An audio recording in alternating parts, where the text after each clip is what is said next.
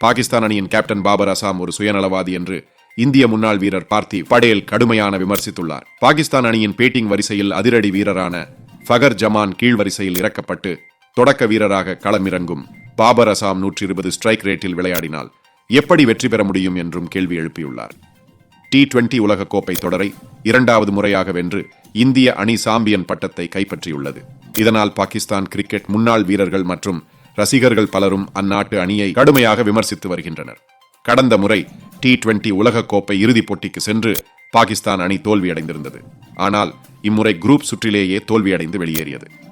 கத்துக்குட்டி அணியான அமெரிக்காவிடம் super over முறையில் தோல்வியடைந்த பாகிஸ்தான் சூப்பர் 8 சுற்றுக்கு கூட முன்னேறவில்லை. இதற்கு பாகிஸ்தான் அணி வீரர்களின் மோசமான செயல்பாடும் அந்நாட்டு கிரிக்கெட் வாரியத்தில் நடக்கும் அதிகார அரசியலுமே காரணம் என்று விமர்சனங்கள் எழுந்துள்ளன. அதேபோல் T20 உலகக்கோப்பை தொடருக்கு ஒரு மாதத்திற்கு முன் பாபர் அசாம் கைகளில் மீண்டும் கேப்டன்சி அளிக்கப்பட்டது.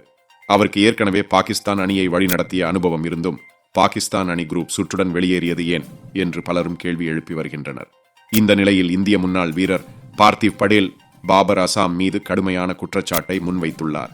அதில் பாகிஸ்தான் கேப்டன் பாபர் அசாமிற்கு தொடக்க வீரராக களமிறங்க வேண்டும் என்ற ஆசை உள்ளது. அதற்காக அதிரடியாக விளையாடக்கூடிய வீரரான ஃபேக்கர் ஜமான் நம்பர் 4க்கு தள்ளப்பட்டுள்ளார். தேசிய அணியின் கேப்டனே சுயநலமாக முடிவுகளை எடுத்து விளையாடினால் அந்த அணியால் எப்படி கோப்பையை வெல்ல முடியும்? இந்த குற்றச்சாட்டை நான் மட்டும் முன்வைக்கவில்லை. வாசிம் அக்ரம், வாக்கர் யூனுஸ் உள்ளிட்டோரும் கூறியிருக்கின்றனர்.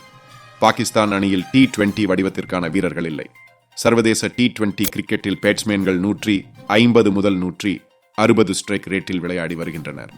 ஆனால் பாகிஸ்தான் அணியில் 120 ஸ்ட்ரைக் ரேட்டில் விளையாடக்கூடிய பேட்ஸ்மேன்களே இருக்கின்றனர். சர்வதேச அணிகளுக்கு இணையாக பாகிஸ்தான் அணியால் ஈடு கொடுத்து ஓட முடியவில்லை என்று விமர்சித்துள்ளார்.